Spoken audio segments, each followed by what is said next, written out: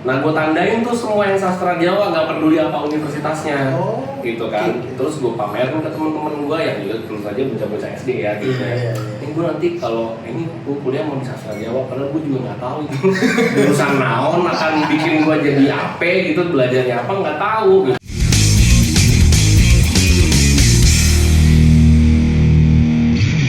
Pak Sebatul. Halo kawan-kawan Sebatul, salam sebat salam sih. Kembali lagi nih sama gua Ogi, gua Ibas. Nah ini nih kita lagi ada kedatangan tamu spesial.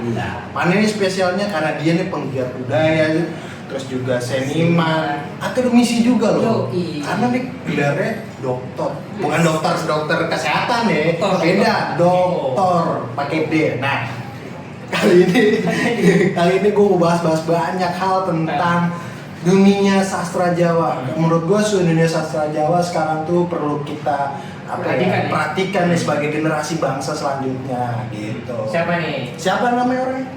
Ada Om Wisnu. Siapa? Lanjutin dong. Mana sih? Gue lapar. Ya Om Wisnu Prahutomo Sudarmaji.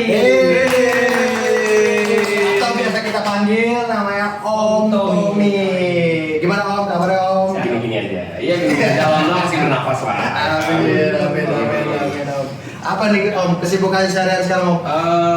Tetap bekerja ya, karena gue termasuk makhluk yang tidak kebagian WFH klub ya.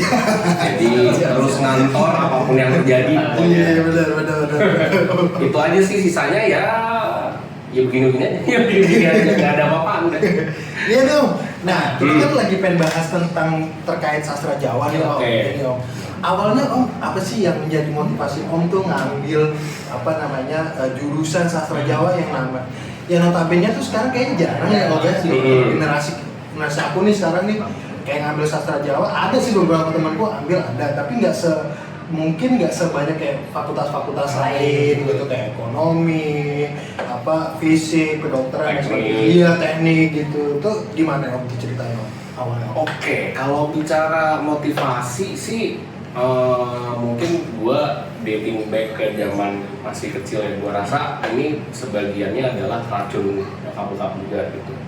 Yang mana mereka tidak bosan-bosannya ya menyeret hamba dalam aneka kegiatan yang berbau Jawa. Maksudnya tradisi Jawa, karena memang kebetulan nyokap semua dari Jawa. Terus yang kedua juga mengenalkan bahasa Jawa untuk komunikasi kami sehari-hari itu dari gua kecil banget. Jadi dari situ awalnya, dan ternyata racunnya diterima dengan baik, terlalu baik bahkan gitu kan. Nah, seiring berjalannya waktu, emang gua cita-citanya berubah ya, kayaknya ya anak-anak pada umumnya lah ya gitu, ambil kan gitu. Ini pengen itu apa segala macam, sampai akhirnya gua SMA disodorin formulir, kalau zaman gue namanya SPMB ya. Kalau SPMB itu apa ya? Kalau generasi aku ini SBMPTN dulu. Generasi tahun 2010 tapi ya. 2010. Kalau generasi sekarang apa? SNMPTN apa gitu. Zaman gue dulu namanya SPMB. Waktu formulir itu disodorin ke gue tuh ingat dulu waktu SD. Kalau misalnya mungkin seangkatan saya mungkin tahu dulu ada buku pintar ya, alias clever book ya. Oh, generasi berapa sih? Generasi X. Ya generasi X dong. Gua apanya kuliahnya maksudnya? Iya, kuliahnya tahun 2002 lu bayangin aja. Milenial Pak. Milenial masih. Milenial milenial nih. Yang masih filmnya Gerhana Bulan. Pancing. Jadi dulu ada namanya buku pintar nih. Nah di buku pintar tuh punya dua varian gitu. Itu varian rasa kalian. Virus kali Pak. Covid. Ya amit-amit. Jadi ada yang seri senior, ada yang junior nih. Nah yang di junior itu ada nama-nama universitas negeri sama jurusan-jurusannya. Nah gue tandain tuh semua yang sastra Jawa, nggak peduli apa universitasnya, gitu kan. Terus gue pamerin ke temen-temen gue yang juga tentu saja bocah-bocah SD ya, gitu ya. Ini gue nanti kalau ini gue kuliah mau di sastra Jawa, padahal gue juga nggak tahu gitu. Jurusan naon akan bikin gue jadi apa gitu, belajarnya apa nggak tahu gitu. Emang Om sastra Jawanya mana Om? UI. Wih, gila nih para anak-anak. Apa ya? Yellow Pages. Oh generasinya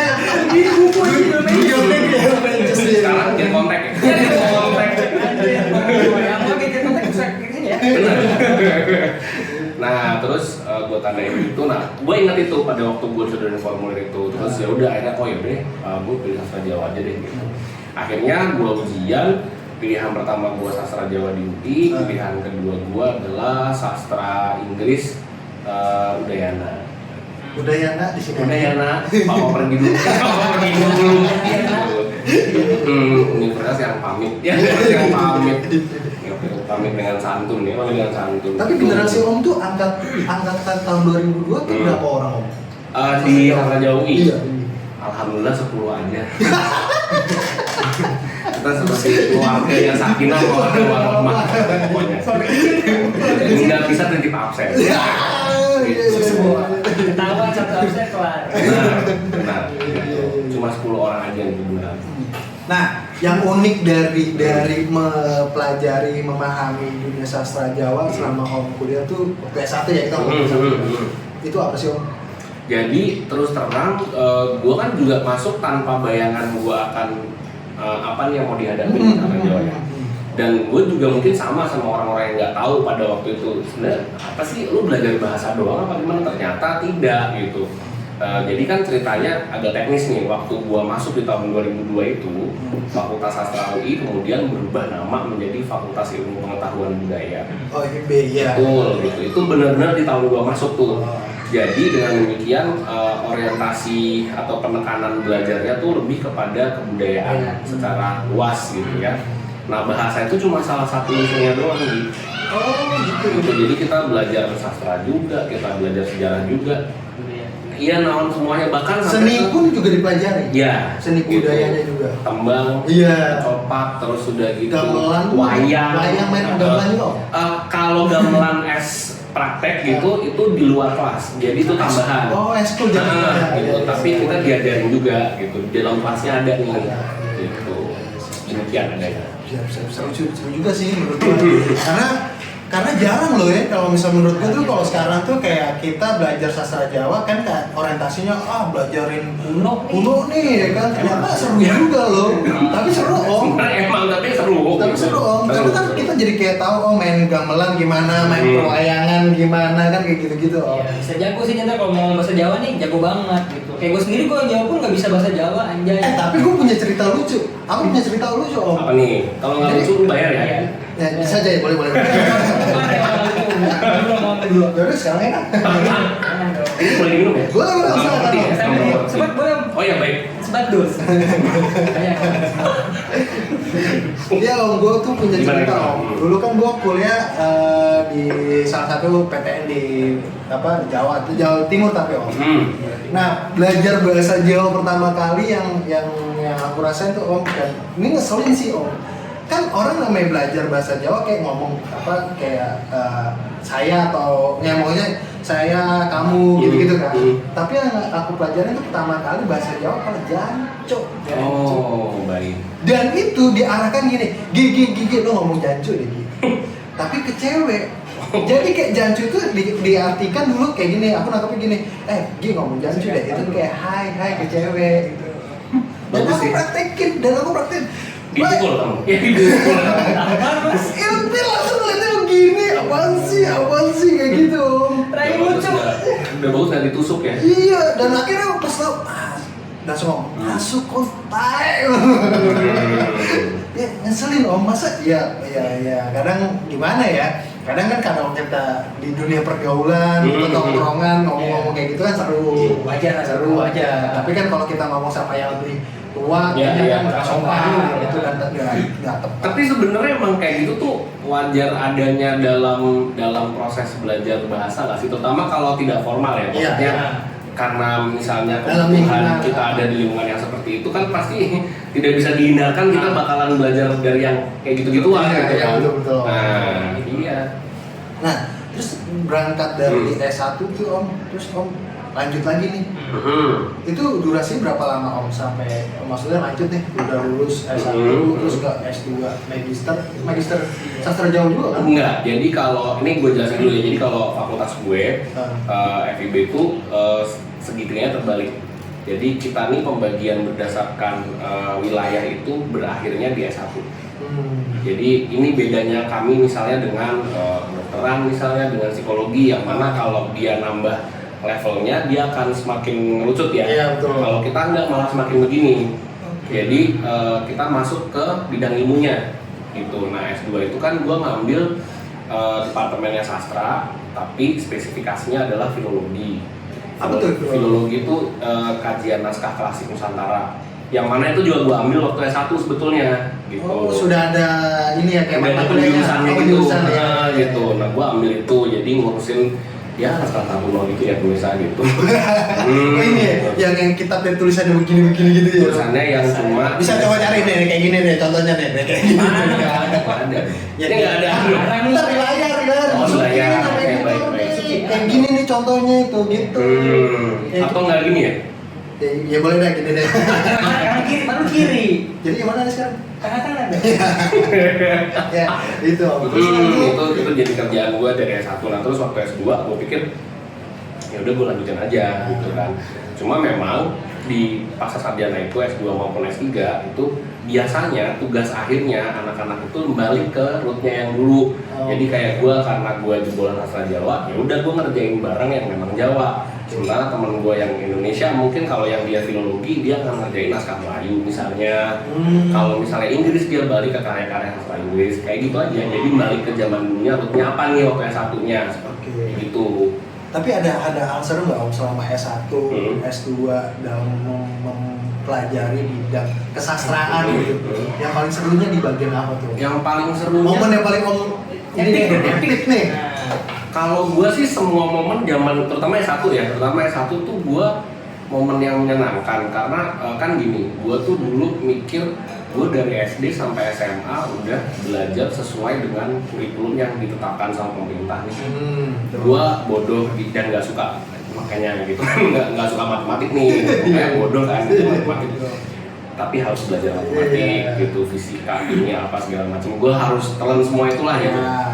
Nah, ketika gue kuliah, gue berpikir bahwa ini nih kesempatan gue untuk mengeksplorasi diri gue sendiri, apa yang gue suka, dan kemudian kalau bisa sih insya Allah menjadi expert di situ, gitu loh. Ya udahlah, gue pilihlah itu sastra Jawa / sastra / filologi gitu sebagai ini gue apa namanya jalur gue lah. Gitu. Ada momen-momen kayak titip absen nggak sih? Ya nggak bisa. Ya nggak bisa. Momen yang paling gue ingat adalah ini. Skripsi gitu. Jadi kita di sastra itu secara umum kita tuh kan punya mata kuliah bahasa. Iya. Nah mata kuliah bahasa itu biasanya batasnya lo cuma boleh 2 kali nggak lulus, alias 2 kali ulang maksudnya. Oke, 2 kali ulang. Habis 2 kali lo beda. Ya kan tidak sama gitu kan. Nah akhirnya teman-teman gue kan banyak juga yang sebenarnya Tibas misalnya tidak bisa ya orang Jawa mungkin bapak ibunya tapi dianya udah nggak bisa bahasa Jawa, maksudnya sastra Jawa gitu kan, tentu saja kesulitan kan mengikuti itu. Kita bikin yang namanya hari berbahasa Jawa tuh. Jadi di hari itu kita semua nih teman-teman gua tuh harus ngomong Jawa full. Lo mau ngomongin orang kayak lo mau apa di kantin segala macam, selama lo ketemu sama anak-anak Jawa lo harus ngomong Jawa gitu kan. Kalau misalnya ada omongan yang lo campur pakai bahasa Indonesia misalnya atau pakai bahasa apa Rusia Rusia lo denda nih, lo bayar 1.000 apa 500 gitu. Oh gede tuh jam kasih dulu ke kas gitu, ntar buat makan Iya benar. gitu. Saya baca koplet tuh, koplet. Emang gimana berarti? Koplet pak. Masa deh? Ini nggak koplet ya? Iya. Gimana sih? Tidak berdasarkan pengalaman pribadi ya. Oh iya om.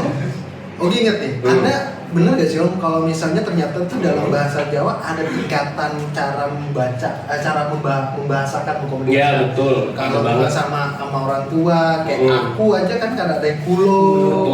Betul. Ada kalau kasarnya kayak apa namanya apa sih? Awak kan kadang ada kowe, sampean. Tingkatan itu kayak gimana sih om? Ya jadi bahasa Jawa tuh memang Apa kayak bahasa Inggris lagi jangan-jangan mirip tingkatan level Chinese. beda, karena kalau bahasa Inggris kan titik beratnya ada di waktu sebetulnya. Oke. Jadi tenses itu kan ininya waktu ya. Iya betul. Apakah dia lampau, apakah dia sekarang atau entar gitu kan. Nah kalau bahasa Jawa urusannya bukan ke situ tapi pada subjek dan objeknya gitu. Nah jadi ya yang paling umum aja deh kita bahasa Jawa mengenal tiga ragam bahasa. Yang standar, gue nyebutnya nggak kasar ya karena kalau di kelas pun bilangnya standar. Oh standar. Standar, kemudian halus dan sangat halus. Oke. Itu yang disebut ngoko, kromo dan kromo inggil. Iya. Itu. Nah, penggunaannya itu tergantung. Misalnya kayak kalau misalnya ngoko ya kita nih bisa nih atau antar teman atau saudara yang dekat segala macem. Nah, kromo tuh mungkin tengah-tengah tuh kalau misalnya lu ketemu orang asing lu nggak kenal. Oke. Jadi satu sisi lo juga mesti santun sama dia, tapi kan karena lu nggak tahu dia semana lu ya, jadi ya udah kayak gitu. Itu kromo itu ya. Ya, terus ada kromo inggil nih. Nah, kromo inggil nih menurut gue yang paling jelas karena ke orang yang lebih tua, ke orang tua, ke siapa gitu, ke pak ade lu, ke om lu, ke tante lu, semuanya deh yang tua-tua deh gitu. Sama ini ya, apa kalau lagi ada acara gitu, acara apa namanya kayak kerajaan, kalau event-event keraton suka apa Jogja, keraton Solo, kalau lagi itu pakainya yang kromo inggil apa yang kromo? Tergantung, ini lo menghadapi siapa dan lo nih gimana, karena gini, memang ketika itu diimplementasikan sebetulnya jatuhnya ukurannya adalah kepatutan. Pantas nggak sih gue ngomong kayak gini sama dia karena sebetulnya mau bikin teorinya pun berhenti di yang tadi gue bilang nih. Iya. Cuma kan nanti akan jadi kompleks ketika misalnya hubungan persaudaraannya gimana. Misalnya persaudaraannya sebenarnya gue lebih tua nih. Iya. Tapi rank dia misalnya kalau kita kan nanti ngomong rank kan. Udah kayak Mobile Legends. Nah, gitu kan. Betul. Push kali rank. Ya misalnya jabatan atau secara struktural dia lebih tinggi dari gue. Nah itu gue sebagai pembicara harus paham nih, gue mesti pakai ragam bahasa yang mana sama orang ini. Jadi ukurannya memang kepantesan. Pantes nggak gue ngomong kayak gini sama dia gitu. Nah itu sih sebenarnya menurut gue kesulitannya kuliah di sastra Jawa tuh itu karena itu kan masuk dalam fieldnya rasa bahasa ya. Iya betul. Semua bahasa pasti punya tuh rasa bahasa. Betul. Rasa bahasa itu nggak bisa dengan serta merta ditransfer gitu loh sama orang. Lo tuh memang harus ngalamin dulu gitu, baru paham gimana cara praktekinnya gitu. Nah, terus Om, itu kan dari segi Om pertama S1, terus lanjut ke S2, filologi. Kemudian S3 Om apa? Sama. Filologi juga. Gue istiqomah ya.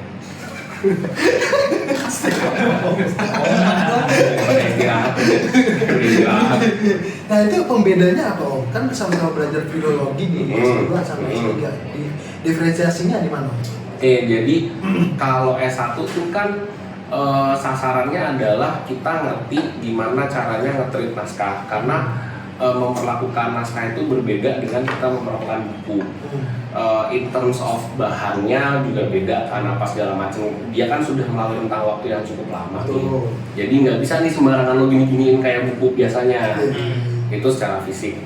Tapi intinya sebagai akademisi di bidang itu anak S1 tuh paling nggak dia bisa nyunting itu naskah, dalam arti dia nerbitin naskah itu lagi sudah dibersihin dari kesalahan dan orang-orang bisa baca. Itu jadi mengalihkan sistem kodenya. Kalau gitu kita minum dulu Om. Silakan. Oh iya Om. Dari tadi sudah minum kan? Dari tadi udah minum. Air putihnya boleh. Oh baik. Belum ada sponsor. Iya. Iya benar. Ya siapa tahu Om, siapa tahu. Ya, Masih kosong nih Om, masih kosong. Siapa tahu. Ya kosong. Ya. Ada lagi sih saldo. Ya. Kalau jual kosong tanggal segini ya. Saldo. Ya tolong lah. Nah Om. Tuh. Tapi yang Sulit ya untuk dibuka ya suka. Tapi kalau pikir-pikir ya Om, kenapa kayak kita ngomongin secara global Ya, Indonesia ya. gitu Om. kalau sastra Jawa di Indonesia tuh kayak bukannya apa ya, tingkat interestingnya tuh ya untuk belajar itu kan kayaknya aku pendapat pribadi ya, pribadi saya gue nih itu kayak kurang nanti. Tapi kayaknya kalau dari luar negeri kayak ada event apa kayak seru gitu, antusiasnya ya apa banget gitu. Sedangkan kayak di Indonesia tuh kayak masih kurang gitu loh. Nah om sendiri gimana tuh melihat itu?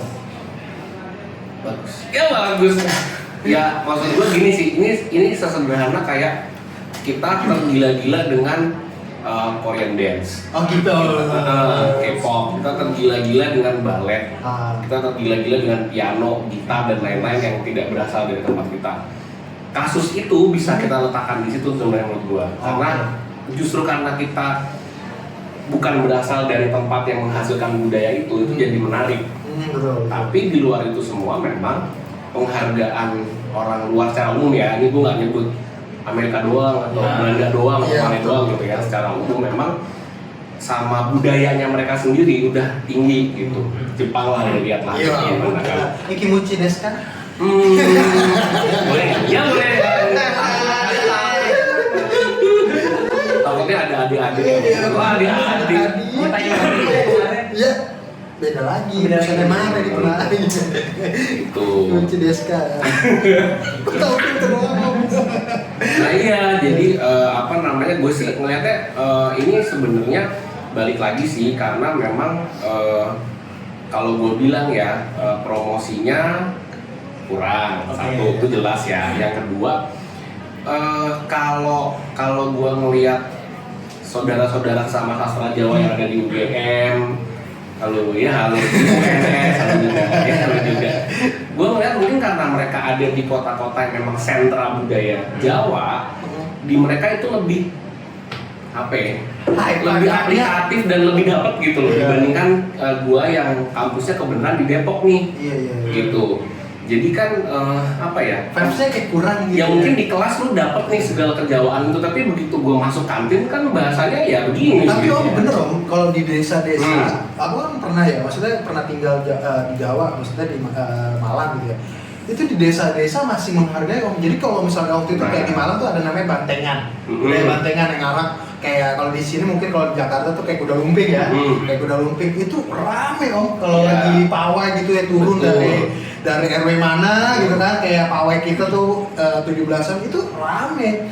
Tapi kayak di kota-kota urban kita nih di Indonesia kayak gitu-gitu kayak udah eksklusif di gedung, eksklusif di kantor atau tempat gitu. Iya, memang menurut gua kompleks sih, dan juga gini sih, maksudnya sekarang ini kan orang-orang mikirnya adalah kuliah tuh akan menghasilkan lo menjadi orang yang siap kerja.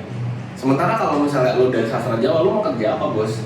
Kan gitu pertanyaannya. Karena gue dulu waktu masih mahasiswa, dulu ada event di kampus gue namanya Bedah Kampus. Mungkin masing-masing kampus pasti punya lah ya. Iya, betul. Gitu, Ya buat anak SMA gitu kan, dateng gitu ngeliat jurusan apa segala macam. Pertanyaannya pasti itu. Kalau saya masuk sastra Jawa, saya harus jadi apa ya? Harus jadi. Kalau di kampusnya Ibas ini om, main warnet om. Main warnet. Kompetisi apa yang mana? CS kalau saya. Gua PB. Oh BB. Facebook. Ya. Aduh kesel banget. Bang. Nah, orang jurusan warnet Pak. Ada kan jurusan Itu warnet. waktu SMP Pak. Kan kalau dibilangnya anak IT bilangnya jurusan apa? Jurusan warnet. Iya udah kan. Ini bukan IT Pak. Apa? Bisa. Ya so bisa lagi lu. Pikirin dulu kan, om biar masuk gitu Pak. Iya benar. Sama-sama seni ya, S3 ya. Ini setengah ribu Pak. Bener. Tapi om selama perjalanan dari S1, S2, S3 itu apa sih kesan pesan yang om dapat selama mempelajari kebudayaan terutama sastra Jawa?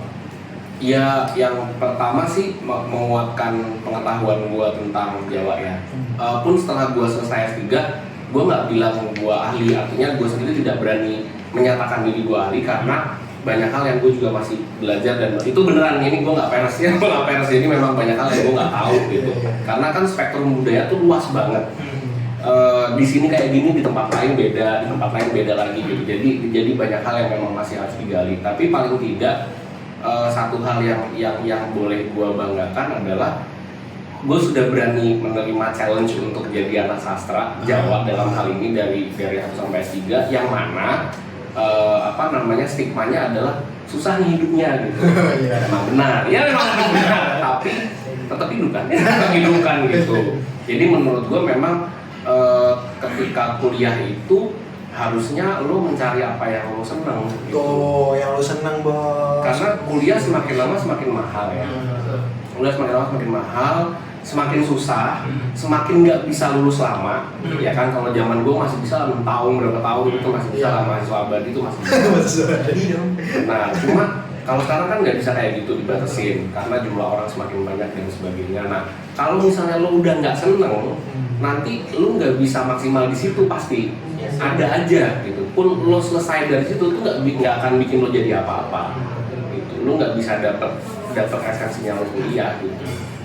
Gitu sih. Betul banget. Kuliah mahal-mahal kayak gua cuma 1 semester bos. Sayang sekali. Anjir. Sabar. Gak usah curcol. Bayarin pak, nambahin. Ya gila.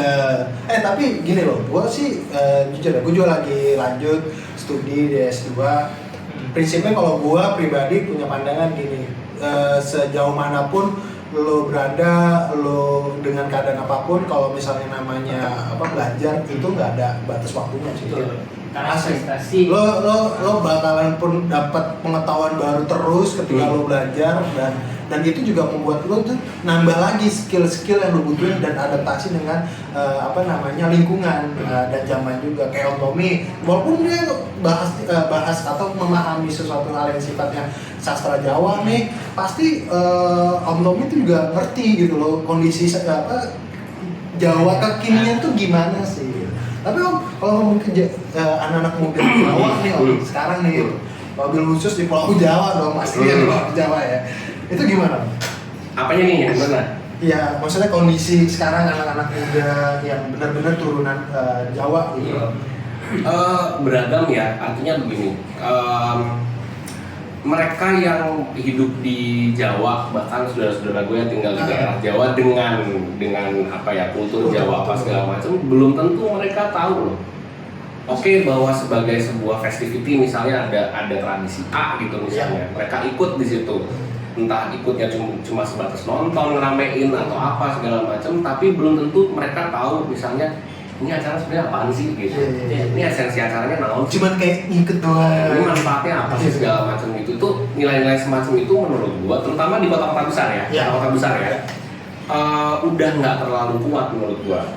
Jadi memang ada pergeseran dan knowledge transfer yang menurut gua tidak lancar. Gitu loh, kurang lancar. Itu sih kalau menurut gua. Kenapa tuh Om? Kenapa lebih pilih ke sastra Jawa dibanding seni? Padahal kan kebudayaan itu kan juga termasuk seni Om. Itu kenapa tuh Om? Yang ada. Yang ada. Simpel tapi pas tense. Nggak, gua waktu itu memang murni terdorong oleh adanya label Jawa di situ sebetulnya, kalau gua boleh jujur. Jadi ketika kalau ini mundur lagi ya ke zaman SD itu, gue beneran emang cuma sastra Jawa, udah yang gue lihat Jawanya gitu, bahwa dia muat apa segala macam gue nggak paham. Tapi memang ketika gue masuk ke situ ternyata memang banyak banget yang gue dapat gitu loh.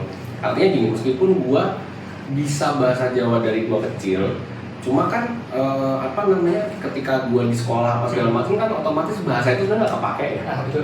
Nah ya otomatis gue jadi sebenarnya nggak terlalu banyak vocab yang gue tahu gitu di bahasa Jawa. Nah ketika gue masuk di sastra Jawa itu gue jadi banyak ngerti gitu loh, bahwa kata yang ini tuh hanya boleh untuk misalnya untuk orang kedua atau orang ketiga, gue nggak boleh pakai kata itu misalnya gitu ya, hal semacam itu gitu. Dan pas waktu kuliah tuh ada nggak sih Om yang benar-benar maksudnya kalau Om kan pure murni dari emang orang keturunan Jawa, belajar lagi tentang Jawa lebih dalam, ada nggak sih yang dari misalnya dari Sunda, dari ada. Dan menariknya apa tuh dari mereka tuh? Ya ini gue bicara apa adanya ya. Jadi memang beragam nih motivasinya orang masuk ke jurusan semacam gue, jurusan sastra Jawa dalam hal ini olah sastra Jawa. Yang seperti gue jamin sedikit. Oke, betul. Ya, yang memang karena gue suka, gue mau, itu sedikit dan menjadikan itu sebagai pilihan pertama gue sedikit. Sisanya adalah yang penting gue dari negeri, Oh iya. ya kan? Table itu. Dan negeri yang itu, Iya, itu. kan, gitu. Itu banyak yang seperti itu. Tapi di antara mereka ini juga apa namanya? Ya mereka struggle. Mereka berusaha untuk survive itu sampai selesai.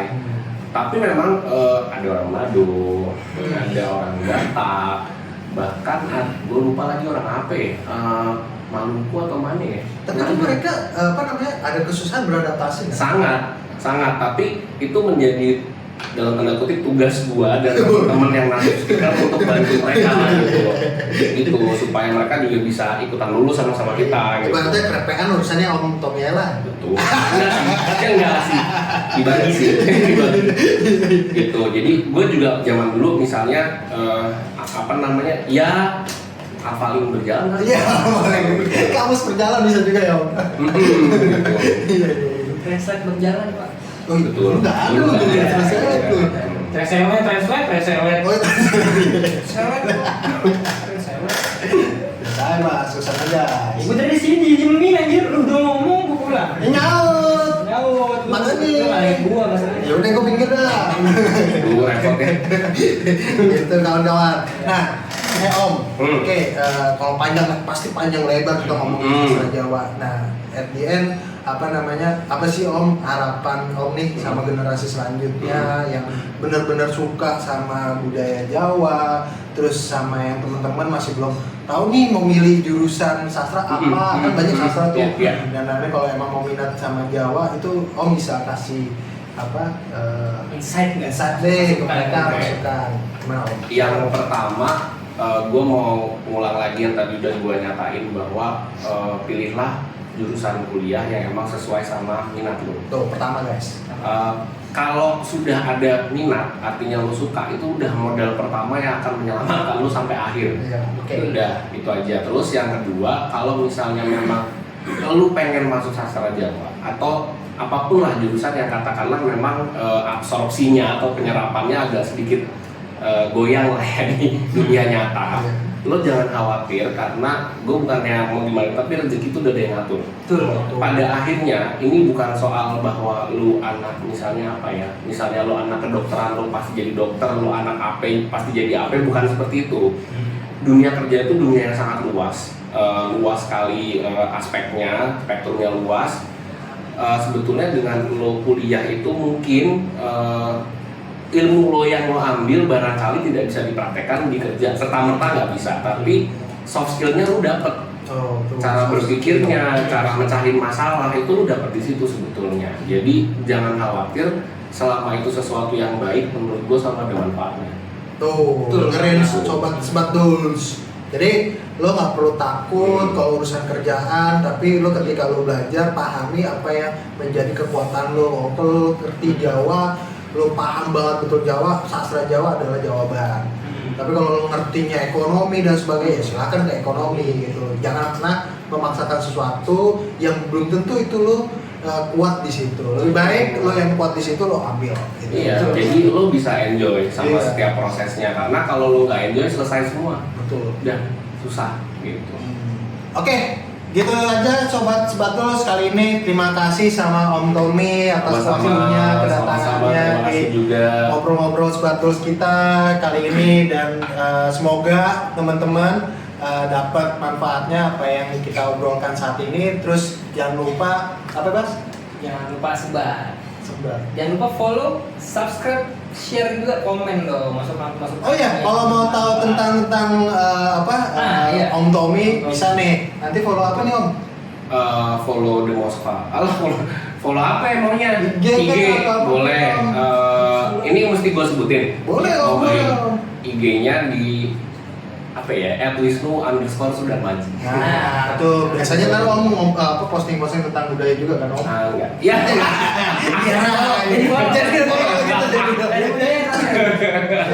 Sampai jumpa di acara episode selanjutnya ngobrol-ngobrol santai di Sebaduls. Wabillahi taufiq wal hidayah. Wassalamualaikum warahmatullahi wabarakatuh.